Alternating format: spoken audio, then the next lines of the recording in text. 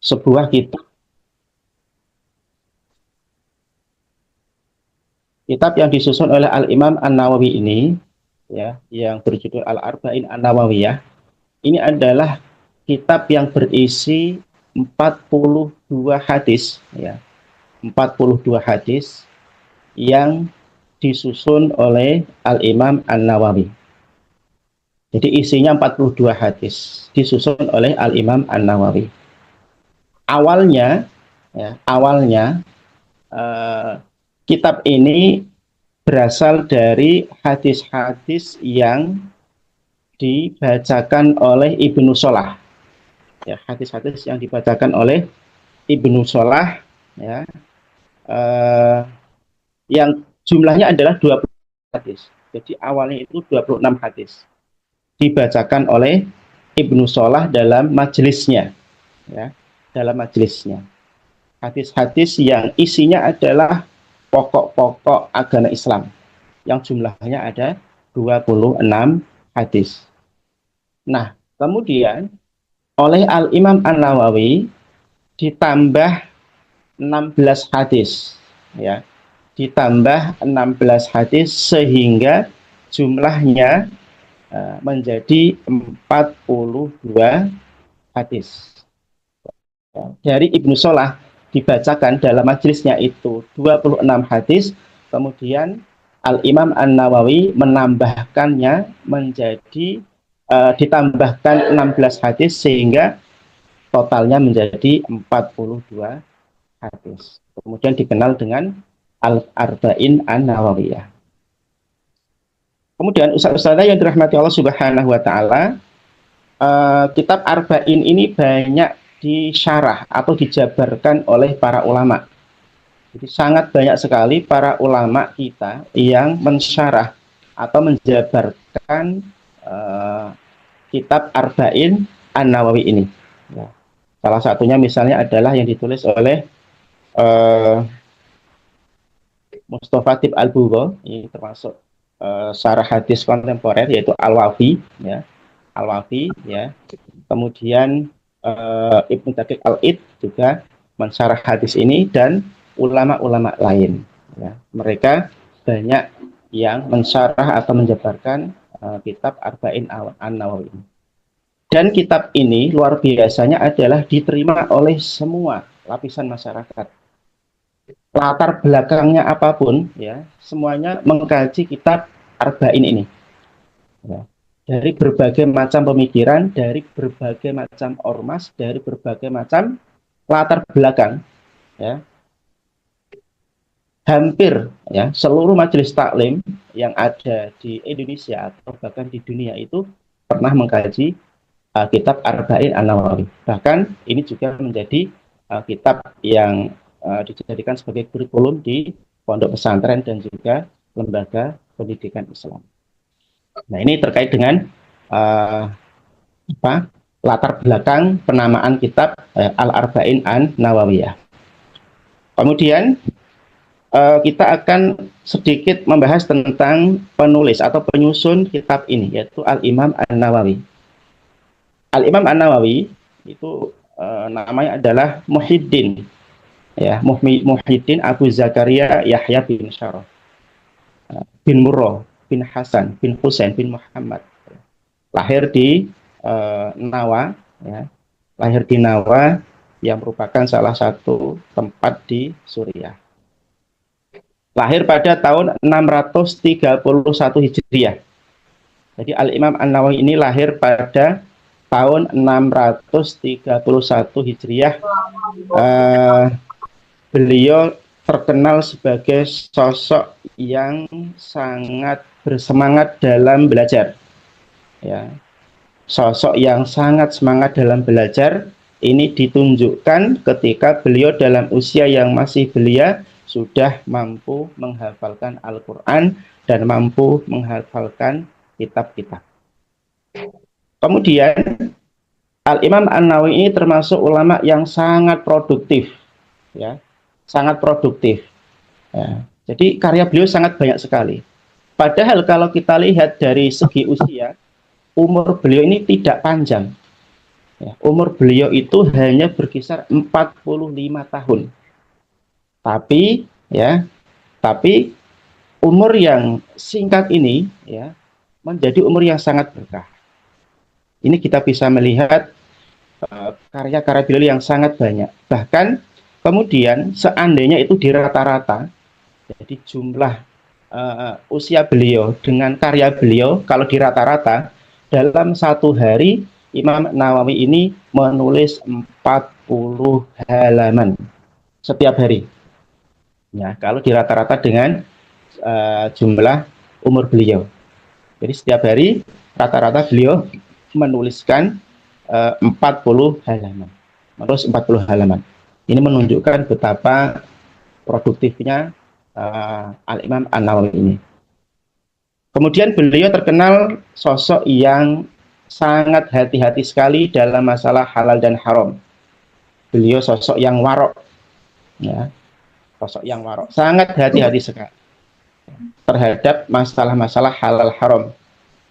Masalah-masalah syubhat, perkara-perkara syubhat yang masih samar, itu beliau jauhi. Ini bisa kita lihat Al-Imam An-Nawawi ini sempat tidak berkenan untuk mengkonsumsi buah-buahan yang berasal dari Damaskus. Jadi beliau tidak kerso, tidak mau ya, mengkonsumsi makanan yang berasal dari Damaskus. Kenapa? Ya, ketika orang-orang tanya, kenapa kok beliau tidak berkenan untuk mengkonsumsi buah-buahan yang berasal dari Damaskus?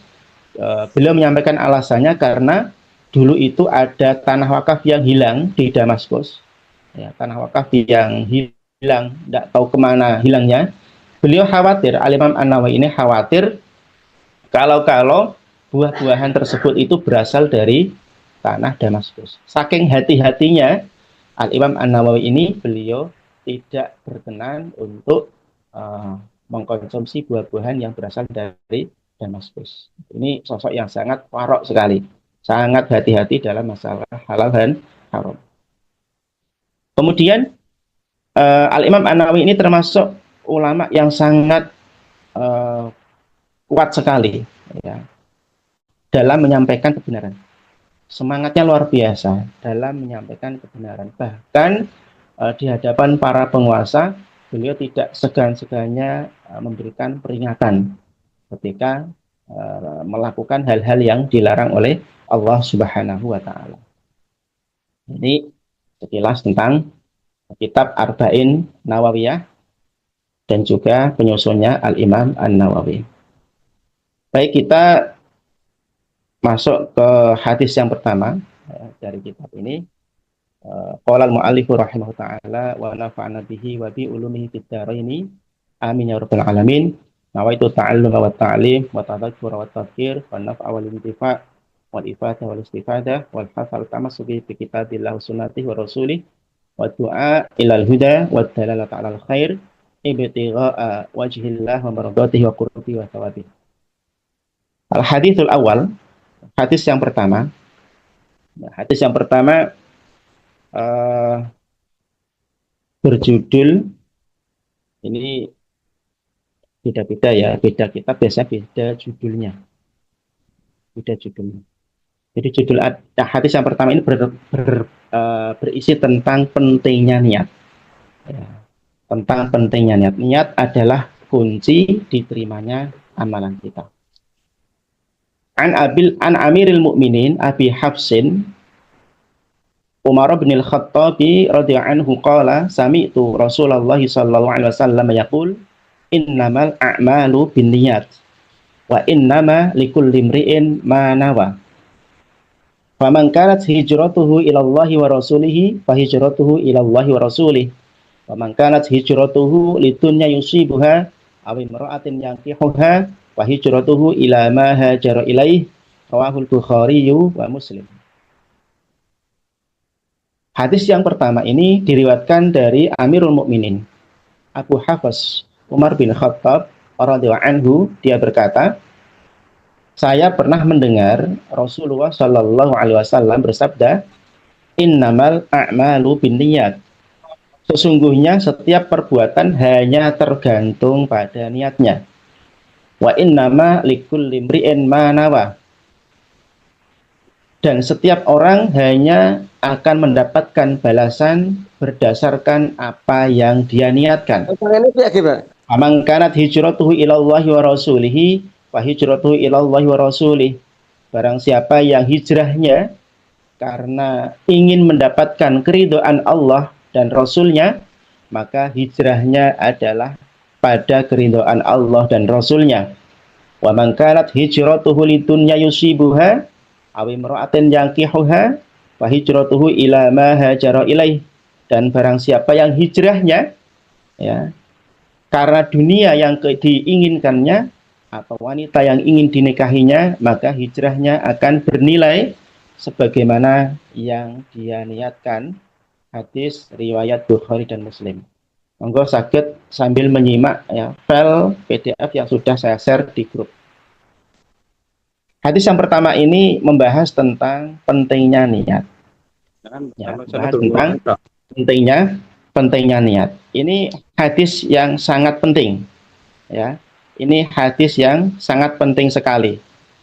Bahkan menjadi salah satu hadis yang terpenting di dalam Islam. Ya, menjadi salah satu hadis yang terpenting di dalam Islam. Karena amalan manusia itu terdiri dari amalan zahir dan batin. Jadi amalan kita itu terdiri dari amalan zahir dan batin. Nah, standar atau ukuran amalan batin itu adalah hadis ini yang berisi tentang niat. Ya, berisi tentang niat. Sedangkan hadis yang berisi tentang pentingnya amalan zahir itu adalah hadis yang berbunyi, nanti akan kita bahas juga pada pertemuan berikutnya, man ahdatsa fi amrina hadza ma minhu fahuwa raddun. Jadi seluruh amalan ibadah manusia itu ada yang bersifat zahir dan batin. Jadi ada zahir, ada yang batin. Nah, untuk yang batin itu ukurannya adalah hadis ini. Yaitu hadis tentang pentingnya niat. Ya, tentang pentingnya niat. Maka para ulama kita, termasuk Al-Imam An-Nawawi sendiri, di dalam karya-karya beliau, Al-Imam An-Nawawi ini ketika memulai penyusunan kitab itu diawali dengan hadis tentang niat ini. Bisa kita lihat misalnya di dalam karya beliau Al-Adhkar, ya, kumpulan zikir. Ini juga diawali dengan hadis tentang niat. Kemudian dalam kitab beliau Riyadhus Shalihin, ya, juga diawali dengan hadis niat ini. Begitu juga kitab beliau Syarah Sahih Muslim, juga diawali dengan niat, hadis niat ini. Dan juga kitab beliau Al-Arba'in An-Nawawiyah yang kita kaji juga diawali dengan hadis yang berisi tentang niat. Artinya apa? Artinya ini adalah hal yang sangat penting sekali bagi kita, ya, bahwa ketika kita melakukan aktivitas apapun, maka yang pertama yang hendaknya kita perhatikan adalah tentang niat. Ya, tentang niat. Kita ketika kita akan melakukan suatu amalan, suatu ibadah, maka kita cek dulu niat kita. Apakah kita akan melakukan ibadah itu untuk Allah Subhanahu wa taala atau untuk yang lain. Maka kemudian para ulama mengatakan bahwa di antara syarat diterimanya amalan itu adalah salah satunya adalah niat ikhlas untuk Allah Subhanahu wa taala. Maka di sini disebutkan innamal a'malu binniyat. Jadi sesungguhnya setiap amalan perbuatan itu tergantung pada niatnya. Tergantung pada niatnya. Apakah niat kita karena Allah atau tidak? Kalau niat kita dalam beribadah itu karena Allah Subhanahu wa taala, maka yang kita dapatkan adalah balasan dari Allah Subhanahu wa taala. Maka kemudian selanjutnya, ya, beliau menyampaikan bahwa setiap orang itu hanya mendapatkan balasan dari amalannya. Ya. Dan beliau berikan contoh. Beliau berikan contoh. Faman kanat hijratuhu ilallahi wa rasulihi, barang siapa yang hijrahnya, ya, maksudnya adalah hijrah dari Mekah ke Madinah, ya. Kenapa Rasulullah memberikan contoh hijrah di sini? Kenapa tidak memberikan contoh yang lain? Karena hijrah itu adalah as'abul a'mal, ya. Amalan yang paling susah, paling sulit, paling berat. Ya. Amalan yang paling berat itu adalah hijrah. Maka di sini Rasulullah memberikan contoh terkait dengan hijrah. Bagaimana tidak berat meninggalkan hartanya, tempat tinggalnya, ya, aset-asetnya di Makkah, ya, ditinggalkan di Makkah, ya, kemudian pindah ke Madinah. Maka menjadi amalan yang sangat berat sekali. Amalan yang sangat berat. Maka di sini Rasulullah ketika memberikan contoh, beliau membuat contoh terkait dengan hijrah li'annaha as'abul a'mal. Karena hijrah dari Mekah ke Madinah itu adalah amalan yang paling sulit, amalan yang paling berat. Jadi ketika orang itu hijrah dari Mekah ke Madinah dan hijrahnya itu karena Allah Subhanahu wa taala, maka orang itu akan mendapatkan sesuai dengan apa yang dia niatkan. Niatnya karena Allah, ya dia akan mendapatkan balasan sesuai yang dia niatkan. Diberikan balasan oleh Allah Subhanahu wa taala. Sebaliknya, ketika ada orang hijrahnya dari Mekah ke Madinah, itu bukan karena Allah. Karena yang lain, ya. Misalnya karena harta benda dunia yang ingin dia miliki, atau karena perempuan yang akan dia nikahi, maka balasannya adalah sesuai dengan apa yang dia niatkan. Ada sebuah riwayat, ya, ada hadis yang menjelaskan tentang sababul wurud atau sebab munculnya hadis ini. Jadi kalau dalam hadis itu ada namanya sababul wurud, sebab munculnya hadis. Kalau dalam Al-Quran itu ada sababun nuzul, sebab turunnya ayat. Ada sababul wurud. Ya, kenapa hadis ini muncul? Ada kronologisnya. Ada kronologisnya, ada sebabnya. Imam Tabrani meriwayatkan dalam kitab Mu'jamnya dengan sanad yang sahih, ya, dengan sanad yang sahih dari Ibnu Mas'ud radhiyallahu anhu, bahwa Ibnu Mas'ud ini berkata, kana fina rajulun khataba imra'atan yuqalu laha Ummu Qaisin. Di antara kami itu ada seorang laki-laki. Ada seorang laki-laki yang melamar seorang perempuan yang bernama Ummu Qais. Jadi dulu itu ada seorang laki-laki yang ingin melamar seorang perempuan yang bernama Ummu Qais. Nah, Ummu Qais ini tinggalnya di Madinah. Nah, Ummu Qais ini tidak mau dilamar oleh laki-laki tadi, ya, kecuali laki-laki tersebut pindah ke Madinah. Maka kemudian si laki-laki tadi hijrah dari Mekah ke Madinah, tapi hijrahnya itu tujuannya adalah karena ingin melamar perempuan yang bernama Ummu Qais tadi. Ya, melamar perempuan yang bernama Ummu Qais tadi. Hijrahnya bukan karena ingin melaksanakan perintah Allah Subhanahu wa taala, bukan karena ingin mendapatkan ridhonya Allah Subhanahu wa taala, tapi hijrahnya semata-mata untuk menikahi perempuan yang bernama Ummu Qais tadi. Maka laki-laki ini kemudian dijuluki Muhajiru Ummi Qais, orang yang hijrah dalam rangka untuk menikahi Ummu Qais. Maka kemudian muncullah hadis ini, ya. Hadis ini muncul disebabkan karena kisah tersebut. Ya, karena laki-laki tadi hijrahnya dari Mekah ke Madinah itu adalah untuk menikahi Ummu Qais, maka fahijratuhu ila ma hajara ilaih. Ya, balasannya dari hijrahnya itu ya sesuai dengan apa yang dia niatkan. Ya, sesuai dengan apa yang dia niatkan. Wahul Bukhari wa Muslim. Bapak Ibu, Ustazah yang dirahmati Allah Subhanahu wa taala, ini pentingnya niat. Jadi niat ini luar biasa. Paling tidak ada dua fungsi dari niat. Ya. Yang pertama adalah bahwa kenapa kita ketika melakukan ibadah itu harus niat. Ya.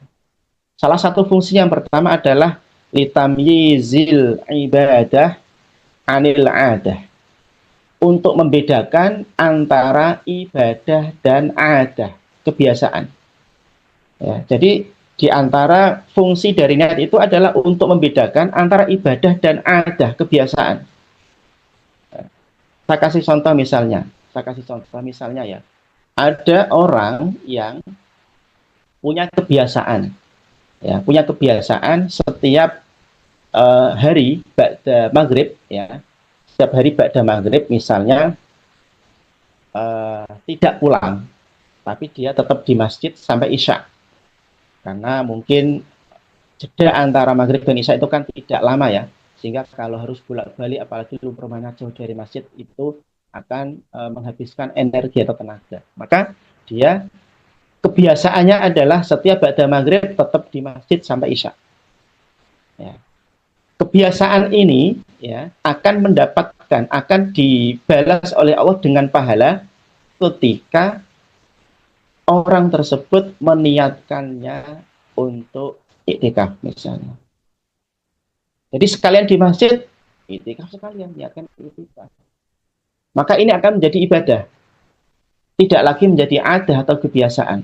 Karena apa? Dia meniatkan ya, berdiamnya dia di masjid itu bukan semata-mata nunggu waktu isya datang agar tidak bolak-balik. Ya, tapi diniatkan untuk iktikaf. Maka ini akan bernilai pahala. Akan dinilai pahala oleh Allah Subhanahu wa taala. Kebiasaan ada bisa mendatangkan pahala dari Allah ketika diniatkan dengan benar.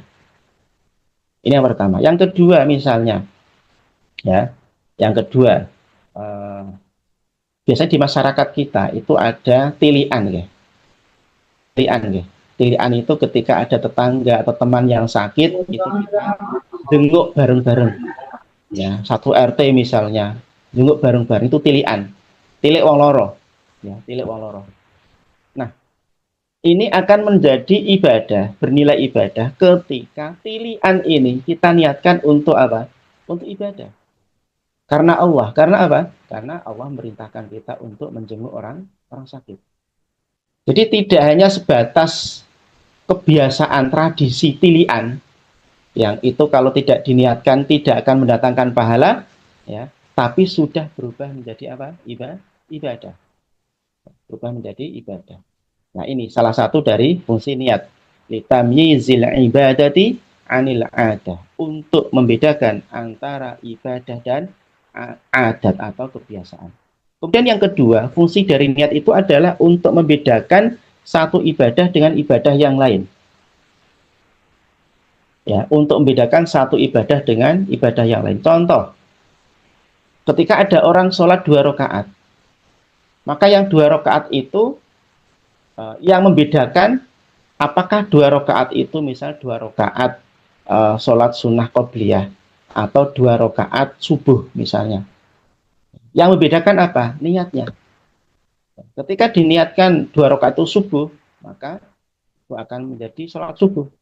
Ketika niatnya adalah qobliyah atau 2 rakaat sunnah fajar, maka ya jadinya ya 2 rakaat sunnah fajar. Yang membedakan adalah apa? Adalah niat. Kemudian terkait dengan niat ini para ulama sepakat. Ya, para ulama sepakat bahwa mahallun niyah fil qalbi. Tempat niat itu adalah di dalam hati. Ya, bahwa tempat niat itu adalah di dalam hati. Sepakat para ulama bahwa niat itu tempatnya di dalam hati. Adapun melafalkan niat itu ada perbedaan pendapat di antara para ulama. Ya, terkait dengan at-talaffuz bin niyah. Para ulama berbeda pendapat.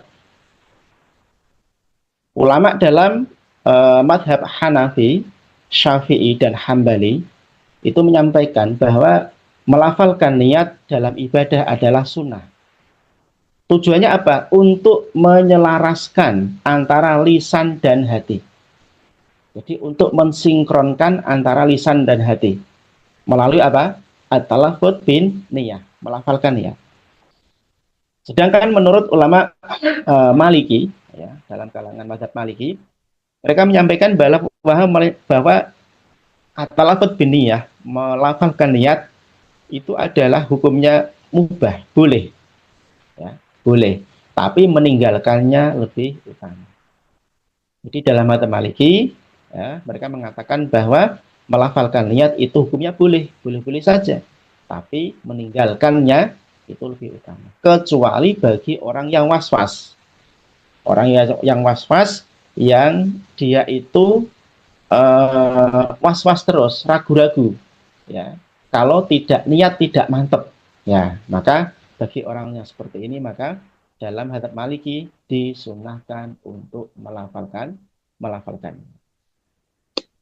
Bapak Ibu rahmati Allah Subhanahu wa taala. Kemudian terkait dengan niat ini, ya. Terkait dengan niat ini para ulama membagi bahwa perbuatan manusia itu ada tiga macam. Ada tiga macam. Amalan manusia, perbuatan manusia secara umum itu ada tiga macam. Yang pertama adalah perbuatan maksiat. Perbuatan maksiat ini tidak akan berubah menjadi perbuatan ibadah meskipun niatnya benar, ya, atau bahkan niatnya ikhlas. Jadi maksiat itu tidak akan pernah menjadi ibadah meskipun dengan niat yang benar, niat yang baik. Misalnya ada orang mencuri, ya ada orang mencuri, tapi niatnya baik dia. Saya mencuri dalam rangka untuk membangun masjid misalnya. Hasil curian saya nanti akan saya pakai untuk bangun masjid. Niatnya baik, tapi lewat mencuri. Maka yang seperti ini tidak serta-merta menjadikan aktivitas mencurinya itu menjadi ibadah. Ya. Meskipun niatnya untuk ibadah, bangun masjid. Ya. Meskipun nanti hasil dari curian itu untuk bangun masjid, untuk infak, untuk apapun, itu tetap dimasukkan kategori maksiat, berdosa. Ya. Kalaupun uang hasil curiannya itu dipakai untuk bangun masjid, di sisi Allah Subhanahu wa taala tidak akan diterima. Yang pertama. Yang kedua, amalan ketaatan.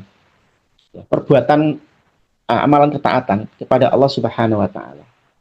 Nah, ketaatan ini bisa mendatangkan pahala dari Allah, ya, ketika diniatkan dengan benar, ikhlas untuk Allah, dan dilakukan dengan cara yang sesuai aturan syariat.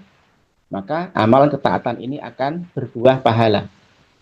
Tapi kalau amalan ketaatan ini niatnya salah, ya, niatnya salah, bukan karena Allah, ya, maka akan mendatangkan dosa, bukan mendatangkan pahala. Karena apa? Niatnya salah. Orang sedekah misalnya ingin dianggap sebagai orang yang dermawan, ya, maka sedekahnya ini tidak membuahkan pahala, tapi sebaliknya bisa mendatangkan dosa. Yang kedua. Yang ketiga, amalan mubah. Ya, amalan mubah. Amalan mubah itu adalah perbuatan yang tidak diperintahkan oleh Allah dan juga tidak dilarang. Jadi nggak ada larangan, nggak ada perintah. Itu namanya mubah. Ya, namanya mubah. Maka amalan mubah ini akan bisa mendatangkan pahala ketika diniatkan dengan benar. Contoh misalnya, ya, misalnya kita setiap hari, setiap malam itu kan tidur ya, tidur, ya. Setiap malam pasti orang tidur. Ini sebuah amalan mubah. Allah nggak merintahkan kita untuk tidur dan juga nggak ngelarang kita tidur. Tapi kalau tidur kita itu kita niatkan dalam rangka untuk merehatkan badan kita, sehingga kalau sudah rehat, sudah tidur itu fresh kembali, sehingga kalau ibadah itu menjadi khusyuk dan bersemangat, ya, maka ini akan menjadi ibadah. Karena apa?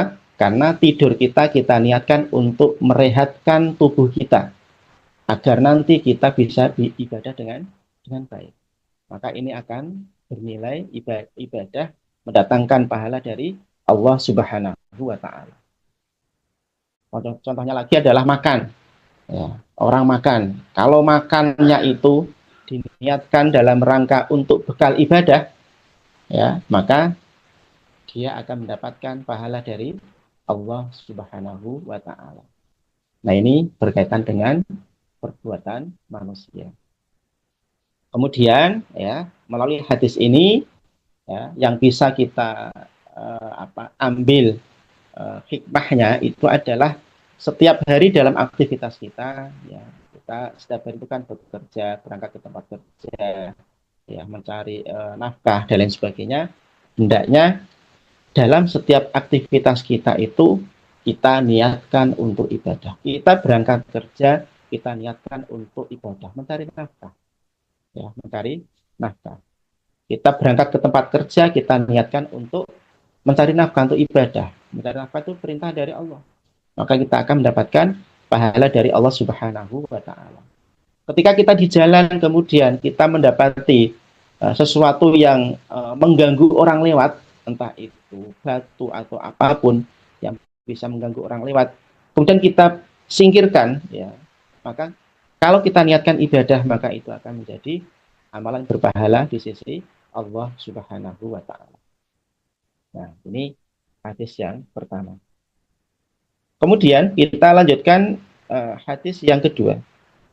Ya, hadis yang kedua.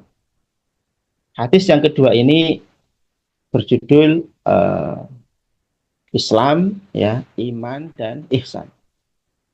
Agak panjang hadisnya. An Umar radhiyallahu anhu aidon qala. Bainama nahnu julusun inda Rasulillah sallallahu alaihi wasallam dzata yaumin ittala'a alaina rajulun syadidu bayadhi thiyabi syadidu sawati sy'r la yura alaihi atharus safar wa la ya'rifuhu minna ahadun hatta jalasa ila nabi sallallahu alaihi wasallam fa asnada rukbatayhi ila rukbatayhi wa wada'a kaffahi ala fakhidayhi wa qala ya Muhammad akhbirni 'anil Islam. Faqala Rasulullah sallallahu alaihi wasallam al-islamu an tashhadu an la ilaha illallah wa anna Muhammadar Rasulullah wa tuqimas shalah wa tu'tiyaz zakah wa tasuma Ramadan wa tahujjal baita in istata'ta ilahi sabila. Qala sadaqta fa'ajibna lahu yas'aluhu wa yusaddiquhu. Qala fa akhbirni 'anil iman. Qala antu mina billahi wa malaikatihi wa kutubihi wa rusulihi wal yaumil akhiri wa tu'mina bil qadari khairihi wa syarrihi. Qala sadaqta. Qala fa akhbirni 'anil ihsan. Qala an ta'budallaha ka'annaka tarah fa illam takun tarahu fa innahu yarak. Qala fa akhbirni 'anis sa'ah. Qala mal mas'ulu anha bi'a'lama minas sa'il. Qala fa akhbirni an amaratiha. Qala antalidal amatu rabbataha wa antarul hufatal umratal alata ri'a asya'i yatatawaluna fil bunyan tsumman talaqa qalabihtu maliyah. Qultu Allahu wa rasuluhu a'lam. Qala fa innahu Jibril atakum yu'allimukum dinakum. Rawahu Muslim. Hadis yang kedua ini juga diriwayatkan dari Sayyidina Umar bin Khattab. Dia berkata bahwa ketika kami duduk-duduk di sisi Rasulullah Shallallahu Alaihi Wasallam pada suatu hari, tiba-tiba datang seorang laki-laki, ya, ittala'a alaina rajulun, datang seorang laki-laki, syadidu bayadi thiyabi, yang mana laki-laki ini mengenakan baju yang sangat putih dan rambutnya sangat hitam. Tidak tampak padanya bekas-bekas perjalanan jauh. Jadi tidak kelihatan bahwa laki-laki ini habis melakukan safar atau perjalanan jauh. Dan tidak ada seorang pun di antara kami yang mengenalnya. Tidak ada sahabat yang kenal laki-laki tadi. Ya, semuanya tidak kenal laki-laki tadi.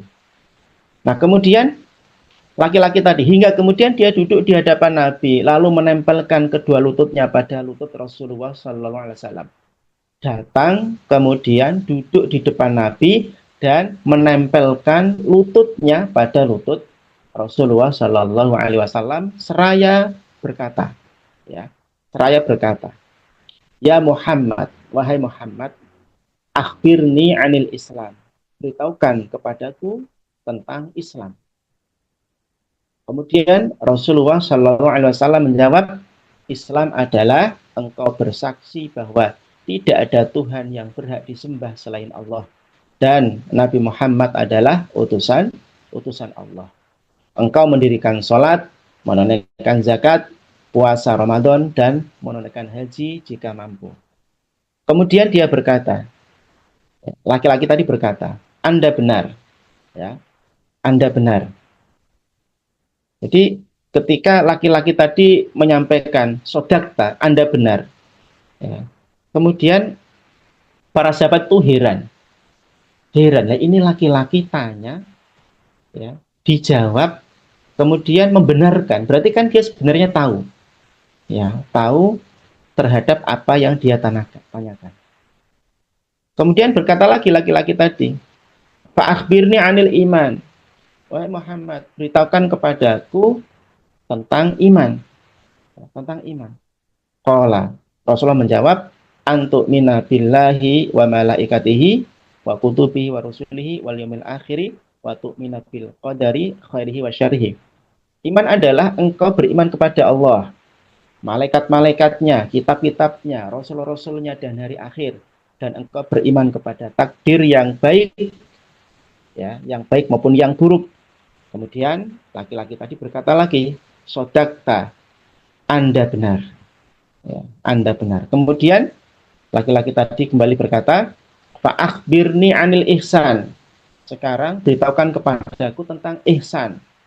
Ya, Rasulullah menjawab, ihsan adalah engkau beribadah kepada Allah seakan-akan engkau melihat Allah.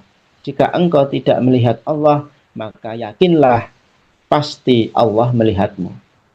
Kemudian laki-laki tadi berkata lagi, fa'akhbirni anis sa'ah. Beritahukanlah kepadaku tentang kapan terjadinya hari kiamat itu. Maka Rasulullah Shallallahu Alaihi Wasallam menjawab, mal mas'ulu bi anha bi a'lama minas sa'il. Yang ditanya tidak lebih tahu daripada yang bertanya. Kemudian laki-laki tadi bertanya lagi, fa'akhbirni an amarotiha. Ya, beritahukan kepadaku tanda-tanda kiamat itu. Maka dijawab oleh Rasulullah Shallallahu Alaihi Wasallam, antalidal amatu rabbataha, bahwa di antara tanda-tanda kiamat itu adalah jika seorang hamba melahirkan tuannya, dan jika engkau melihat seorang bertelanjang kaki dan dada, miskin dan penggembala domba, kemudian berlomba-lomba meninggikan bangunan. Nah, setelah itu laki-laki tadi berlalu pergi, ya, tiba-tiba pergi. Jadi datang dengan tiba-tiba, pergi dengan tiba-tiba. Kemudian Umar itu kemudian diam sejenak. Ya, ada yang mengatakan hanya sebentar, tapi ada yang mengatakan di salah satu syarah hadis, ada yang mengatakan diamnya itu sampai 3 hari, ya, sampai 3 hari, 3 malam. Tidak ketemu Nabi maksudnya. Setelah itu selama 3 hari tidak ketemu Nabi Shallallahu Alaihi Wasallam. Kemudian ketika bertemu dengan Nabi, Nabi bertanya kepada Umar, ya Umar, wahai Umar, atadri mani sa'il, tahukah kamu siapakah orang yang tanya tentang Islam, tentang iman, ya, tentang ihsan? Siapa yang bertanya tadi? Maka Umar menjawab, Allahu wa Rasuluhu a'lam, Allah dan Rasulnya yang lebih mengetahui. Nabi kemudian mengatakan, dia adalah Jibril yang datang kepada kalian dengan tujuan mengajarkan agama kalian. Ustaz yang dirahmati Allah Subhanahu wa taala, hadis ini menjelaskan 3 perkara yang sangat penting. Ya, 3 perkara yang sangat penting di dalam Islam, yaitu yang pertama adalah tentang masalah akidah, ya, tentang iman. Yang kedua tentang ibadah, yaitu tentang Islam. Yang ketiga tentang suluk atau perilaku yang baik, yaitu ihsan. Ya, ihsan. Ini adalah tiga perkara yang sangat penting sekali. Yang pertama adalah tentang Islam. Ya, tentang Islam. Ketika ditanya tentang Islam, Rasulullah menjawab bahwa Islam itu ya syahadat, mendirikan sholat, membayar zakat, puasa Ramadan, haji bagi yang mampu. Itu Islam. Ya, itu Islam. Ini syariat, syariat Islam. Kemudian ditanya lagi tentang iman, tentang iman. Ya. Rasulullah menjawab bahwa iman itu ya iman kepada engkau beriman kepada Allah, kepada malaikatnya, kitab-kitabnya, utusannya, hari akhir, ya, kepada takdirnya, itu adalah iman. Dan yang ketiga adalah ihsan, ya, adalah ihsan. Bahwa dalam beribadah kepada Allah Subhanahu Wa Taala hendaknya kita meyakini akan kehadiran Allah. Kita meyakini bahwa apa yang kita lakukan itu semuanya dilihat oleh Allah Subhanahu Wa Taala. Ketika kita sholat, kita yakin bahwa Allah melihat sholat kita. Sehingga ketika sholat kita tidak berani main-main. Ya. Ketika kita puasa, kita yakin Allah melihat kita. Sehingga kita tidak berani main-main ketika kita puasa. Ini namanya ihsan. Melakukan ibadah dengan ihsan. Meyakini kehadiran Allah Subhanahu Wa Taala. Kemudian Rasulullah SAW ditanya tentang kapan terjadinya kiamat. Nah, di sini kita bisa mengambil pelajaran yang sangat luar biasa. Bahwa ketika Rasulullah SAW ditanya tentang kiamat, beliau menunjukkan sebuah sikap tawaduk yang luar biasa. Ya. Beliau mengakui bahwa beliau itu tidak tahu kapan terjadinya hari kiamat. Karena memang tidak ada yang tahu kapan kiamat itu. Datangnya kapan, waktunya kapan, tidak ada yang tahu.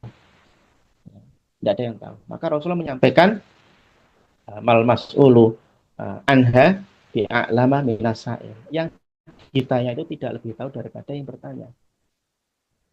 Nah, ini menunjukkan bahwa ya, ketika seseorang itu ditanya tentang sesuatu yang tidak dia ketahui, hendaknya ya mengakui bahwa dia tidak tahu. Ya, dia mengakui bahwa dia tidak tahu. Tidak lantas kemudian berikan jawaban yang ngawur. Nah, kemudian Rasul ditanya lagi tentang tanda-tanda kiamat itu apa. Ya, ini yang kemudian ditanyakan oleh laki-laki tadi kepada Rasulullah SAW, ya, bahwa di antara tanda-tanda kiamat itu adalah ketika misalnya sudah banyak terjadi, ya, banyak terjadi kemaksiatan, banyak terjadi anak yang durhaka kepada orang tuanya, ya, anak yang durhaka kepada orang tuanya. Ini sudah terjadi pada zaman sekarang, maka ini menunjukkan bahwa tanda-tanda kiamat sudah dekat.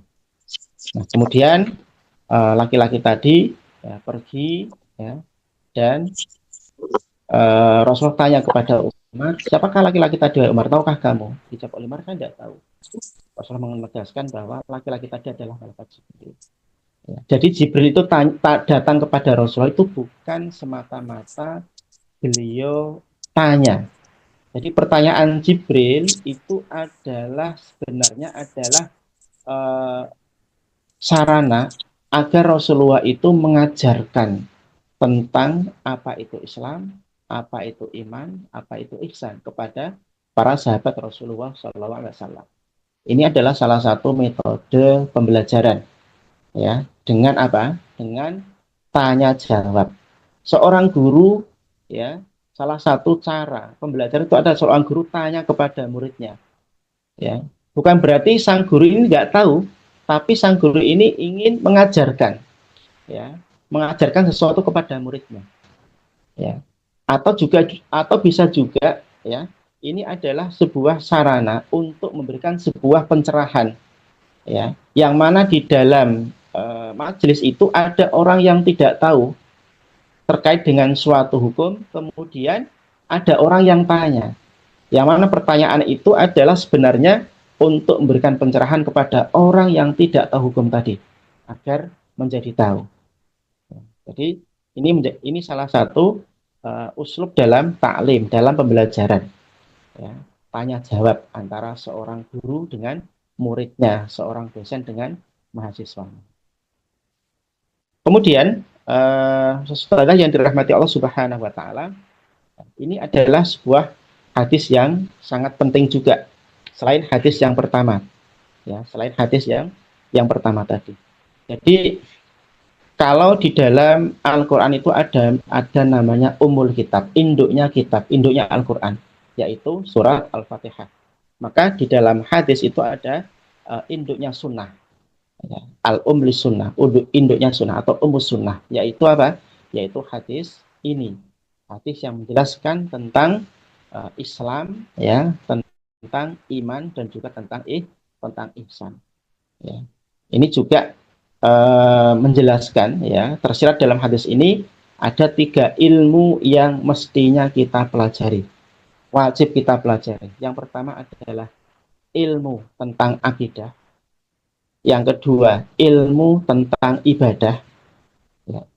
Ilmu tentang akidah itu adalah iman tadi. Kemudian ilmu tentang ibadah, Islam tadi, rukun Islam, tentang sholat, tentang puasa, tentang zakat, tentang haji. Kemudian yang ketiga adalah ilmu tentang akhlak. Ya. Atau dalam istilah lain, ilmu tentang tazkiyatun nufus atau ilmu tentang tasawuf. Ini 3 ilmu yang mestinya kita pelajari, wajib untuk kita ketahui. Kemudian hadis yang ketiga berjudul Arkanul Islam atau Rukun Islam. An Abi Abdurrahman Abdullah bin Umar bin Khattab radhiyallahu anhuma. Qala sami'tu Rasulullah sallallahu alaihi wasallam yaqul bunyal Islamu ala khamsin syahadati alla ilaha illallah wa anna Muhammadar Rasulullah wa iqamis shalah wa ita'iz zakah wa hajjil baiti wa shaumi Ramadan. Hadis yang ketiga ini diriwayatkan dari Abdullah bin Umar.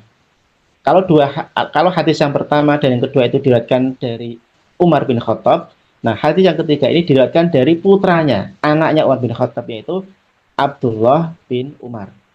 Ya, Abdullah bin Umar. Kata Ibnu Umar, aku pernah mendengar Rasulullah Shallallahu Alaihi Wasallam bersabda bahwa Islam itu dibangun di atas 5 perkara. Bunyal Islamu ala khamsin.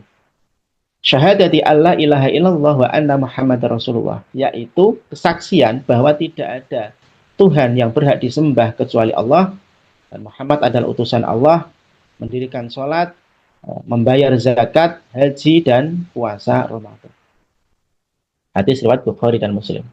Nah, dalam hadis ini dijelaskan, ya, Rasulullah menjelaskan kepada kita bahwa Islam itu diibaratkan sebagai sebuah bangunan besar. Jadi Islam itu adalah bangunan besar, yang mana bangunan besar ini ditopang dengan 5 pilar. Ya. Apa saja itu? Ya, syahadat, sholat, ya, zakat, haji, dan puasa. Ini pilar Islam. Ya, jadi Islam itu diibaratkan oleh Rasulullah seperti apa? Bangunan besar, kemudian bangunan besar ini ditopang dengan 5 pilar tadi. Maka kalau kita ingin agama kita kokoh, maka hendaknya kita laksanakan rukun-rukun Islam ini. Sholat, ya, yang paling utama, yang pertama adalah syahadat, ya, karena syahadat ini menjadi kunci, ya, kunci kita nanti untuk masuk ke dalam surganya Allah Subhanahu wa taala. Yang kedua adalah sholat, ya. Ini sholat ini adalah salah satu rukun Islam yang paling penting, yang selalu melekat pada diri seorang muslim, seorang muslimah. Kewajiban yang selalu melekat dalam kondisi apapun, dalam kondisi perjalanan tetap wajib sholat, dalam kondisi sakit tetap wajib sholat. Kemudian yang ketiga adalah zakat, ya, zakat dengan syarat dan ketentuan yang berlaku. Ketika sudah memenuhi syarat wajib zakat, maka harus melakukan zakat. Haji, ya, bagi yang mampu secara biaya dan secara fisik, secara tenaga. Dan yang terakhir adalah puasa di bulan Ramadan. Nah, ini 5 perkara ini disebut dengan istilah rukun Islam. Hendaknya kita senantiasa menjadikan Islam ini, Islam kita ya, tegak dalam kehidupan kita dengan cara kita melaksanakan rukun-rukun Islam tadi.